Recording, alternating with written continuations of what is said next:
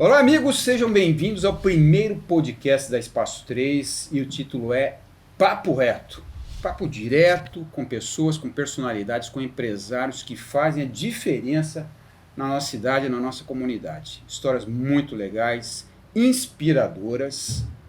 E para começar esse primeiro podcast, Papo Reto, eu convidei duas amigas que começaram muito pequenininhas e têm uma história inspiradora de transpor obstáculos, de chegar até lá, de conquistar espaços.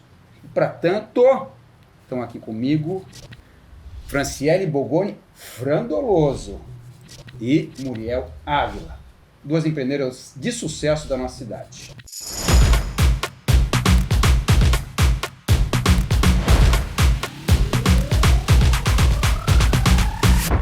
Tudo bem, meninas? Tudo bem, Mazarela.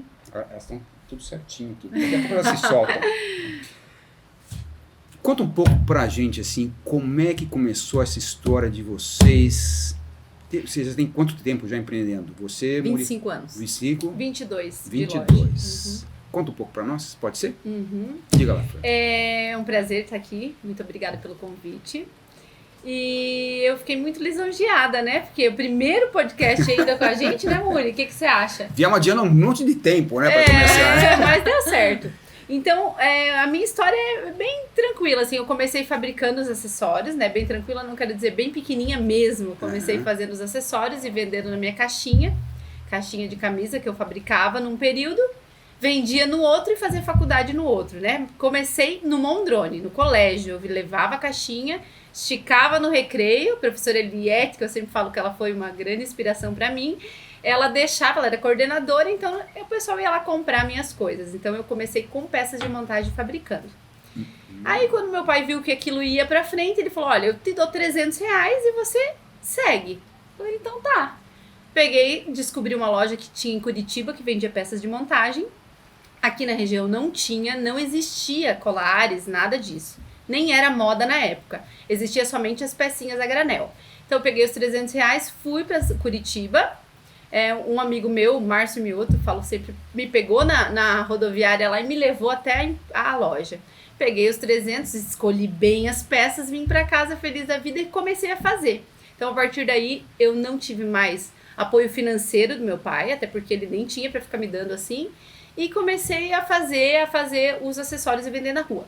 Determinado momento, meu irmão resolveu que ele ia entrar comigo de sócio pra gente abrir a loja.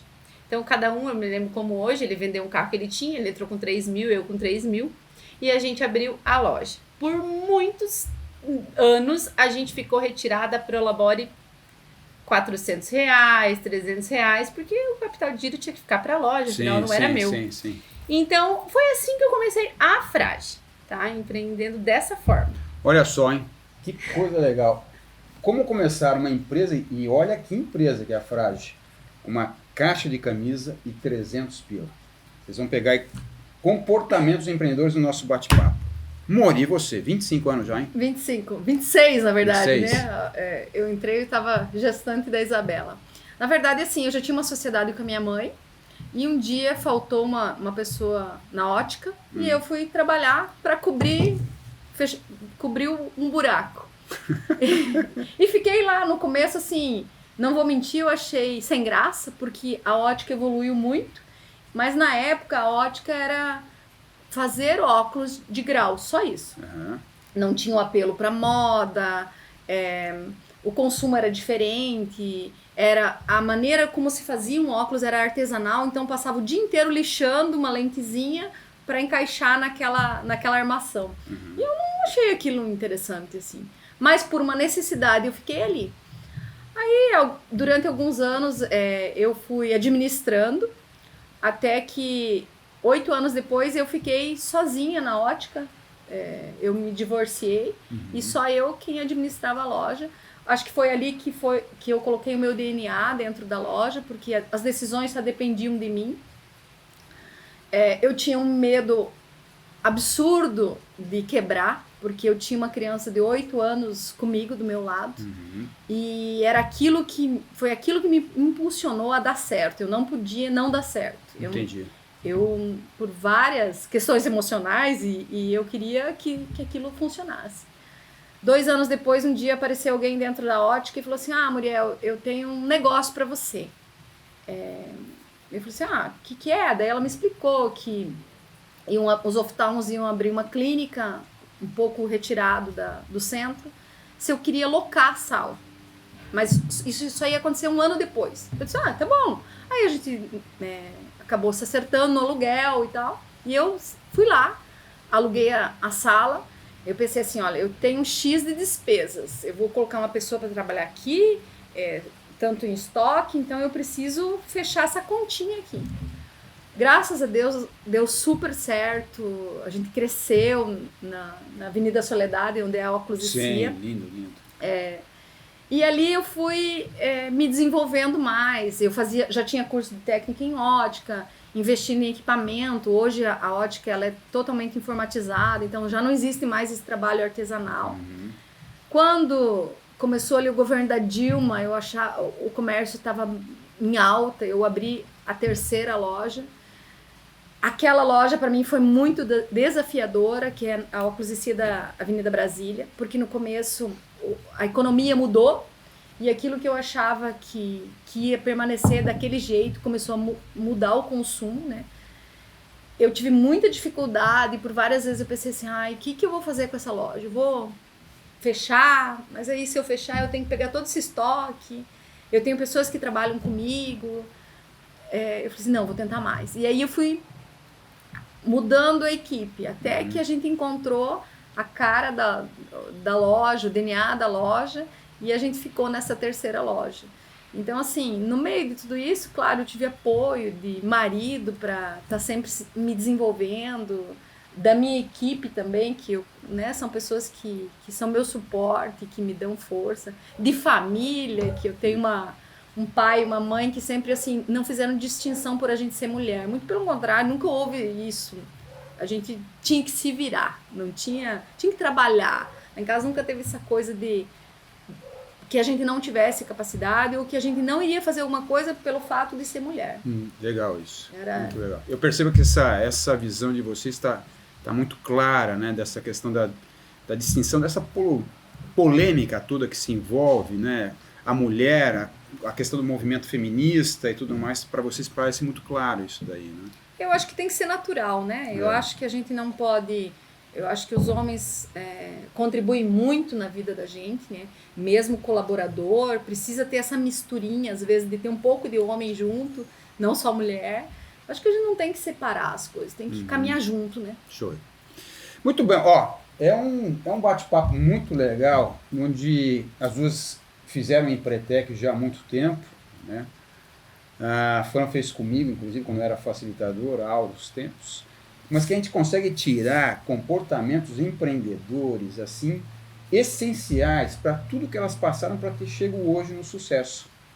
Coisa assim de muito significado pessoal e que serve de aprendizado e inspiração para todos aqueles que querem iniciar ou estão em dificuldade, imaginando que não é possível chegar lá, mesmo com tantos obstáculos que a gente tem para empreender nesse país, principalmente, né? Que é uma loucura. Mas é um bate-papo que a gente tira muito aprendizado. Fran, a caixa de camisa, os 300 pila, a sociedade, não posso tirar para o labore. Como é que tu estourou, então? Isso, e daí a gente começou, eu e só o meu irmão, quando saiu, ficou eu e uma colaboradora. Então a gente começou a pedalar para ampliar a loja, porque daí eu tinha outras ideias. Então o estouro total foi exatamente quando eu fiquei dona sozinha. Porque daí eu tinha que resolver aquilo de qualquer jeito.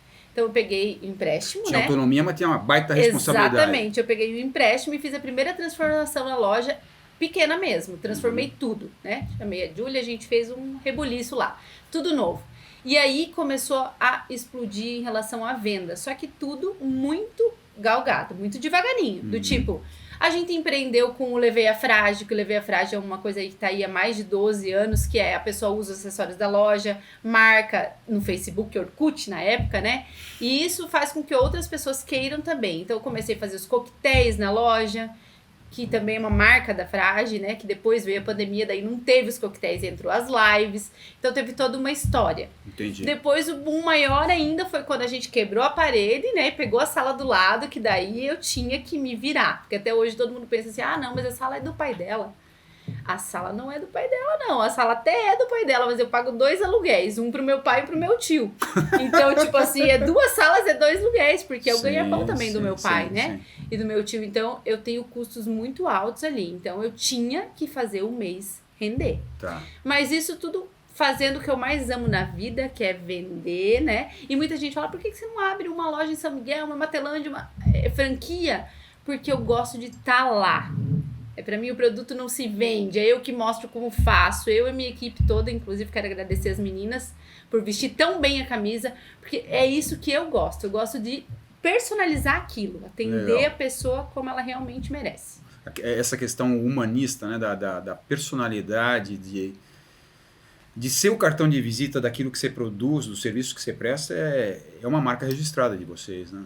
Exatamente. E daí, na pandemia, quando a gente trouxe a live pra Medianeira, que a gente foi embaixadora da live aqui. Gente, você, a gente, eu. Mas eu sempre falo a gente, eu nunca uso eu, já notou? Tá, eu. Isso é importante, cara. Okay. Em vez de no genérico, nós, porque na verdade no fracasso ele é solitário, é você. Então. Mas é foi que você. Eu acho que eu tenho isso do meu pai. Meu pai nunca, em qualquer situação, eu sou bom, nós. Não, mas enfim, é uma coisa que foi você eu quem trouxe. começou. 2 amigas me indicaram, falaram, eu vi você fazendo tal coisa que tá acontecendo aqui em Santa Catarina. Falei, olha, me manda que eu quero ver. Assisti um pouquinho de uma live e aí usei tudo aquilo que eu aprendi no Empretec sem saber, porque daí joguei do meu jeito, que é envolver pessoas, peguei parceiros. Então, na primeira, na segunda, na terceira live, nós tínhamos 600 pessoas assistindo. Nossa. 600 pessoas é um quanto? É um quê? Um estádio? Eu não sei, tem político que não, de primeira linha que não assim, consegue isso daí, cara. E por que eu falo que eu envolvo pessoas? Daí liguei pra Muri, pra Santa Rita, pra Ju, pra todo mundo, Bioforma, pedir brinde. Então, quando eu envolvo alguém, aí todo mundo achou que aquilo era um evento, né? Estratégias deliberadas. Então, aí botei. Aí comecei a divulgar aquilo. Fiquei 3 dias sem dormir, porque eu tinha medo de falar ao vivo. Aí usei pensei assim, bom, eu sei falar do meu produto. Então, eu vou fazer desse jeito. Coloquei dança na live, caipira, as primeiras 9 teve caipira, o meu marido foi fazer caipira, porque eu queria que os homens também assistissem. E tava todo mundo em casa? Todo mundo em casa, Caipira, era pandemia. Que você fala caipirinha? Caipirinha, ele tá. fez caipirinha. E eu fiz taça pra dar de presente. Quem comprasse na live, determinado valor, ganhava taça de gin com a caipira. Em tese era pra eles usar a caipira que a gente tava fazendo. E o que aconteceu? 600 pessoas. E quando elas vinham, aquilo era tão extraordinário, eu falo, que elas chegavam e falavam assim, Franci, tava eu e mais 13 da minha família assistindo. Então, quer dizer, um celular passou 600 pessoas com 13 ao redor. Então, olha onde que a pandemia chegou, né? levou a live. E aí, 5 horas falando. Não era uma live de 1 hora, 5 horas. E sem parar de falar. Então, no outro dia, era não sei, era muito emocionante pra mim, porque chegava as crianças, tia, você que é da TV? E aquilo, nossa, eu não perdi, elas dizem assim, eu levava no banheiro o celular. Então agora vamos dizer assim, ficou live de venda, mas na época do começo ali da pandemia era praticamente apresentar um programa, porque daí a gente tinha tudo roteiro. Nós cantava, nós dançava, nós... Mas eu tô só imaginando o preparo disso tudo para acontecer. Exatamente. Daí eu preparo isso para não ter erro, né? Caía a internet, sacolinha, né? Na época tinha as internet que caíam. Então, caía porque assim, 4 horas de live cai a internet. Cai e a gente não sabia isso até então. Então volta pra fazer de novo, né? E aí tinha sorteios no meio da live. Daí o pessoal ficava para poder ganhar. Então, isso aí, pra minha loja, eu não sei dizer o quanto que foi mensurado o retorno. E aí, todas as empresas que viram, nós vamos fazer também. Aprender. Então, foram lá aprender. E eu falei, como que fazia? Passo a passo. Exatamente. E pra ti, por exemplo, ensinar isso pra ti, como é que você vê isso? É algo que te fortalece mais? Fortalece muito mais. Porque assim, a gente é uma corrente, né? Se eu vendo e você vende, todo mundo vende. Nosso comércio ficou forte na pandemia por causa das lives. Não tinha outra. Porque mais você... forte, né? Mais forte. O comércio foi uma das melhores épocas. foi a melhor, porque daí a pessoa tava em casa vendo aquilo. E ela queria, porque daí você tem 5, 6 gatilhos de venda numa live. Você comprou, eu também quero comprar. Eu falei o nome do Mazarella, eu quero ouvir meu nome também na live. Será que vai ficar pra mim ou vai ficar pra minha colega? Tem a disputa do produto. Sabe? Entendi. A escassez do produto. Como eu mostro como que você usa aquilo. E toda vez que eu falava, muitas empresas até falam, mas por que você conta pra tua concorrente? Como é que faz? Bota a letrinha, bota na sacola. Nunca fiz dessa forma. É porque é Nunca. muito pessoal, né? Por mais que a pessoa copie, ninguém consegue. Não existe isso de copiar. É que né? cada um fala Cada um do tem o seu jeito. DNA. Tem. Não tem, não Mas, adianta. mas eu vejo ainda com mais profundidade. Eu acho que quanto mais você ensina, mais você aprende, mais você exercita o músculo, sabe? Exatamente. Eu acho que isso é a grande marca dos empreendedores de sucesso, que eles na verdade, relatam a ele próprio os resultados que ele tem na vida. E ele relata a ele próprio, na verdade, que ele é o responsável pelo que está acontecendo. Consequentemente, Isso. ele pode operar para fazer a coisa diferente. Porque as pessoas sempre dizem, porque eu não fiz isso, porque aconteceu O governo, isso, a o política, a governo, meu economia, professor, meu A marido, cidade, meu a filho. safra e por aí Não, vai. cara. aí sabe o que? Eu tô jogando a culpa no outro. Agora, se eu assumir que não, é eu que não fiz, então eu vou reagir porque eu vou fazer. Porque eu vou achar Eu alternativas. vou fazer. É, até a exatamente. situação de ser mulher, né? Eu sempre falo, nós estávamos falando isso antes. Eu não vejo isso assim, porque eu sou mulher. Claro que já, acho que todas as mulheres já viveram uma situação de perceber que é uma atitude machista ou que é preconceito. Mas a partir do momento que você vê que não, a gente é igual. Nós somos diferentes em algumas atitudes. E sempre vamos ser, né, cara? Graças a Deus. É. Gente, é diferente. Mas assim, não existe. Porque eu sou mulher, eu não vou bem no comércio. Muito pelo contrário, a nossa avenida, acho que se fizer um levantamento, vai achar quase só mulheres, né? Então, Verdade. eu acho que Isso é mais não como a gente muda. se posiciona do que É, como... claro. Entendeu? Eu acho que tem um pouco, na verdade, a mídia ela bate forte nisso, né? Uma coisa que está em moda e tem um fundo essa questão de confrontar as coisas entre homens Na verdade, e eles mulheres. querem segregar as pessoas. Isso aí. Entendeu? Você é isso, você é aquilo, você é aquilo. Eles que dividem. Exatamente. eu acho Entendeu? até que tem, assim, existem algumas pessoas que vêm lá de trás com Sim, com esses sim. comportamentos, né? De não ter respeito, por exemplo. Mas eu penso assim, a partir do momento que a pessoa não tem respeito comigo e eu disser, olha, O por teu favor, limite é me aqui, respeite. A pessoa não vem É mais. isso que eu falo. Ela não faz aquilo que a gente não permite. Se eu me posicionar, mostrar que eu estou trabalhando, que existe seriedade no meu trabalho, Imagina, tem. a gente é todo mundo igual. Show. E hoje eu acho que a gente vive assim, a gente percebe nos homens também essa... eu convivo com bastante mulheres na loja e tal, os maridos ajudam, sabe? Eles sabem que existe a necessidade de dividir tarefa, de... Não, E a mulher trabalhar pra mim, lá fora. em casa, o César é um pilar pra mim total. Porque assim, quando eu saio pra trabalhar, alguém tem que cuidar do meu bem maior que o meu filho. Uhum. E ele é um super paizão. Então, se eu tô com o meu filho tranquilo, eu tô tranquila pra trabalhar também. Exatamente. Então, pra mim não tem. Lá em casa é os dois juntos. E aquela, na verdade, eu acho que até aquela questão há muito tempo atrás, né, que os pais, os avós, que tinha aquela concepção, que lembra que tinha aquele coraçãozinho rachado no meio que se grudava? Se grudava, se meio mais juntava. meio forma 1. Uhum. Na verdade, isso aí, o que eu percebo também na minha relação, né? A Romy é super empreendedora na área dela, tem as características dela pessoal e vai muito bem na área dela.